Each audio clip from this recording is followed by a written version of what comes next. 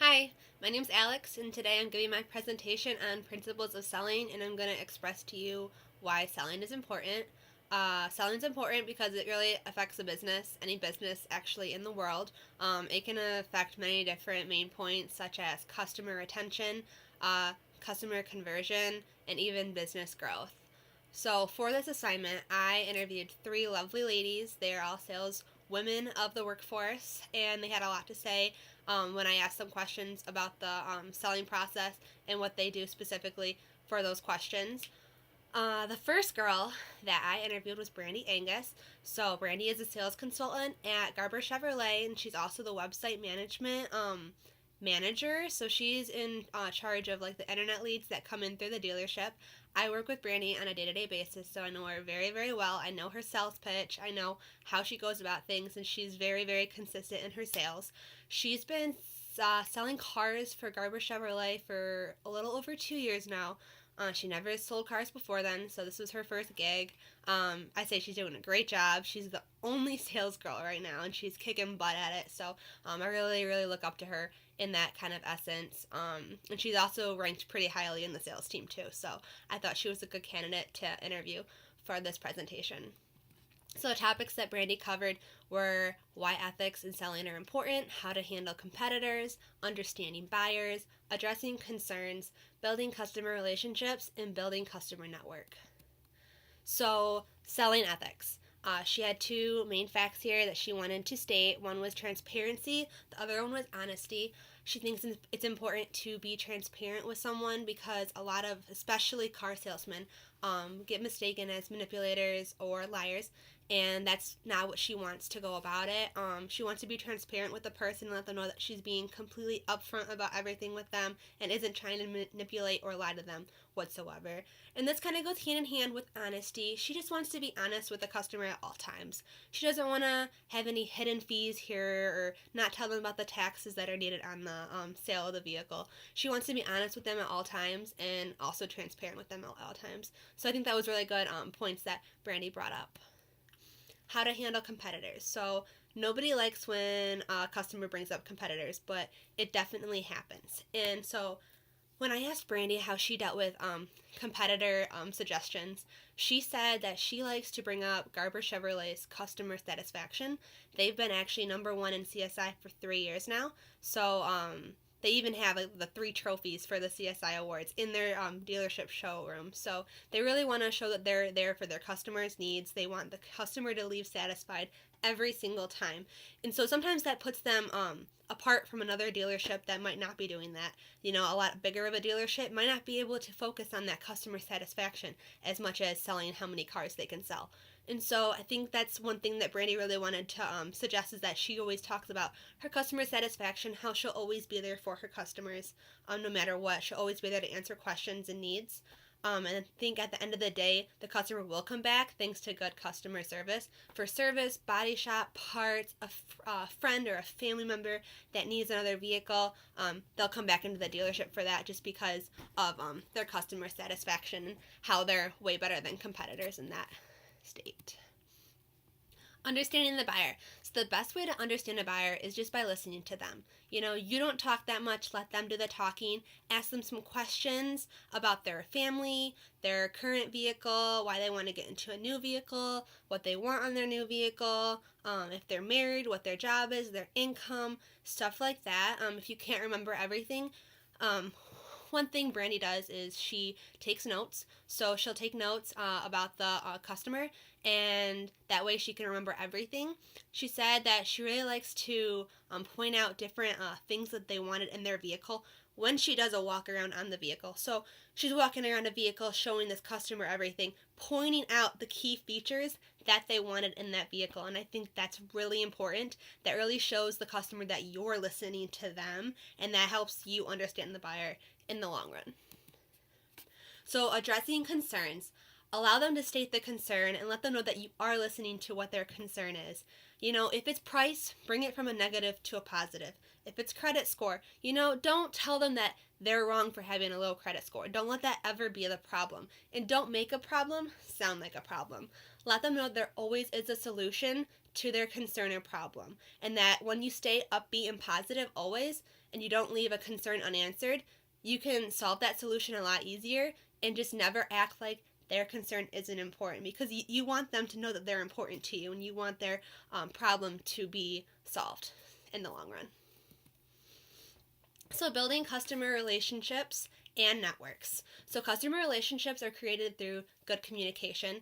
When you can have good conversation with somebody and relate on topics and different stuff, I think that's just really cool. And that's so easy to build relationships that way. Just have a friendly conversation. Don't talk about cars for a second or whatever product you're selling. Talk about each other, learn about each other. That really builds relationship. Also, Brandy liked to say, when you follow through with a customer, that really shows that you care and builds a relationship on its own. A lot of salespeople, at least in dealerships, do not follow through with their customers. And so one thing Brandy does is, it's easy to forget. So she'll make a note in her planner or in her phone for 3, 6, 9, 3 years away to call somebody and say, hey, how's your vehicle doing? Anything I can do to help you? Any problems? Any new vehicles you want? When you do a 6-month service reminder, you can just email them and just be like, hey, this is Brandy from Garber Chevrolet. I sold you your vehicle. How is it? How's everything going? I just wanted to let you know that you have a service appointment that's up for an oil change. If you need any help with scheduling that appointment, then I'd be happy to help you out. That's just simple. And that, that makes the person remember you and come back for more, also while building a customer relationship. So, on the other hand, customer networks, that can be created through just a positive experience on its own. When someone has a positive selling experience with a seller, they're more likely to refer their friends, family, get their family in there, come back for more.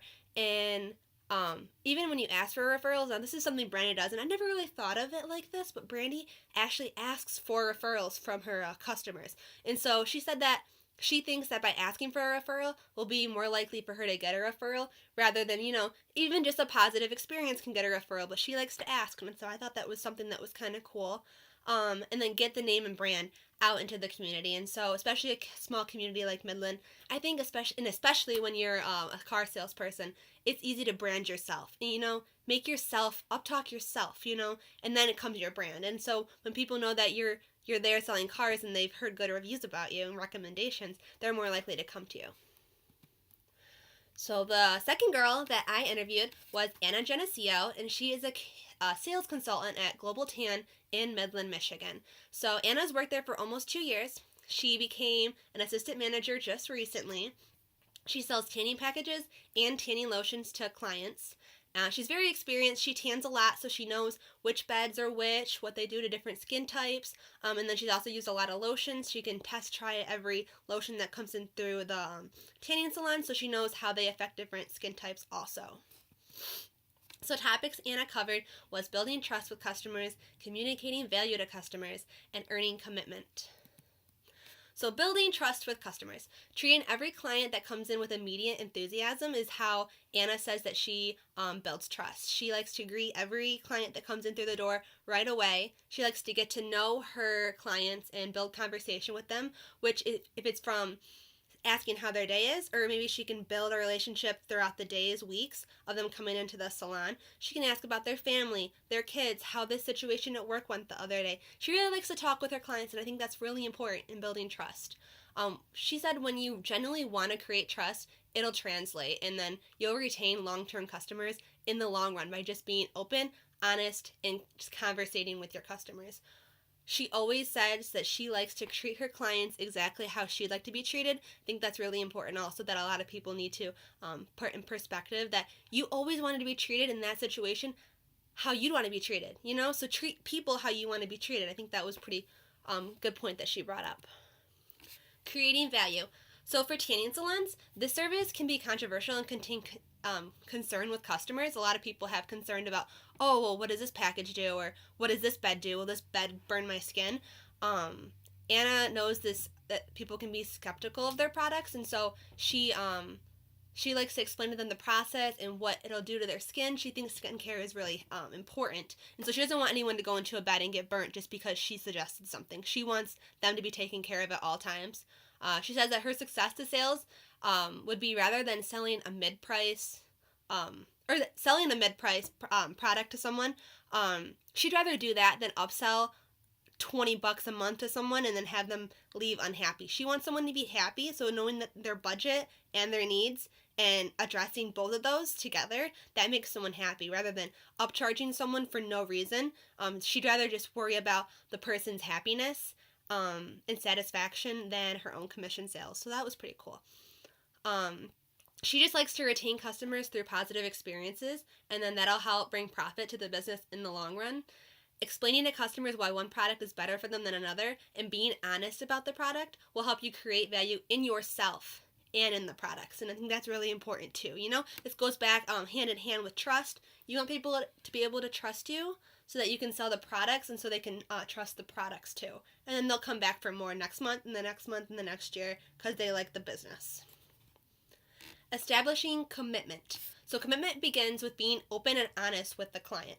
Learning about the client's specific needs and treating them differently than other clients will show that they care and will establish commitment. You know, you want them to know that you care about them. And in the long run, when they know that you care, that'll establish commitment in the long run. Knowing a customer's needs and budget will also help get the customer what they need and will encourage them to come back for more. And I mentioned that a couple slides ago, that when you know their budget and you stay within their budget and you address their needs at the same time, that's a win-win. They're going to be happy no matter what. And so that's really just the main goal right there, is to just meet all of their needs and help them out, and then they'll be satisfied. So the third girl that I interviewed was Hannah Novacek, and Hannah is a trainer at Noodles & Company. She has been at Noodles & Company for a little over a year. She was there for the grand opening, so she's been in the Midland location since day one. She became a trainer over the summer. She has great work ethic, so that showed. She became a trainer. She can train all the staff now. She sells and upsells at Noodles & Company, so she can upsell an appetizer or a dessert, a drink from a regular to a large for $1 more, and even can upcharge or upsell meat on the noodles too. You can add meat to your noodles, and that'll be an upcharge of like 75 cents or something. So that's kind of what she does at Noodles.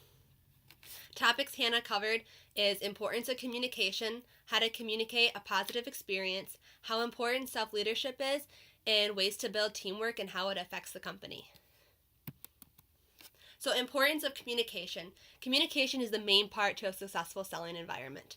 You must cater to the customer, asking them what their needs are and then delivering that to them. If you cannot communicate with someone, then you won't be able to deliver their needs. You got to be able to talk with them and understand what they want, and that if you're able to get that for them or not. Always communicate positively and with a smile on your face. Always.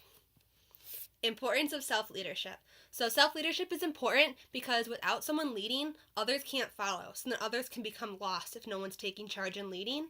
When you take charge and have self-leadership, you can control the environment and make sure all tasks are being done when they need to be done. Hannah's a trainer, so this means that she's able to guide different people and coworkers into doing the right things.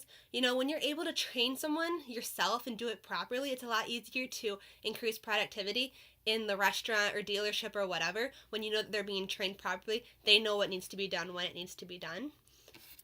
Teamwork.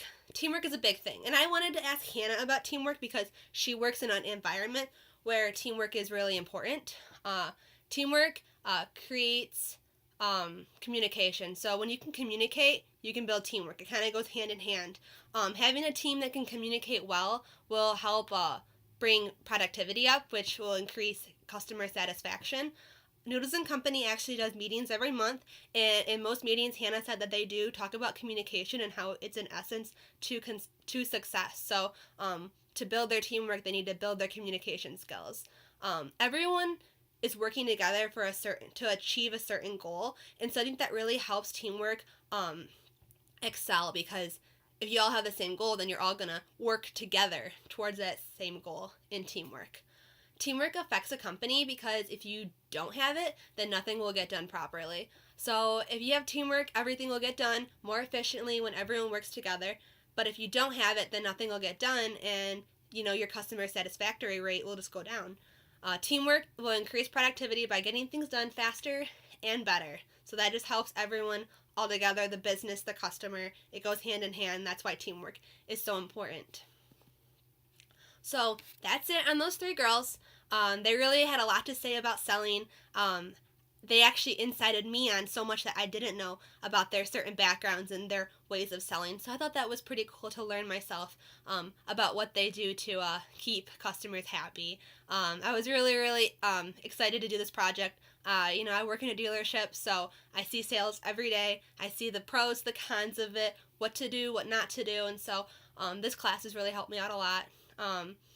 I was just, through this presentation, I hope I have expressed the essence of selling and how it can affect a company positively and negatively. Thank you.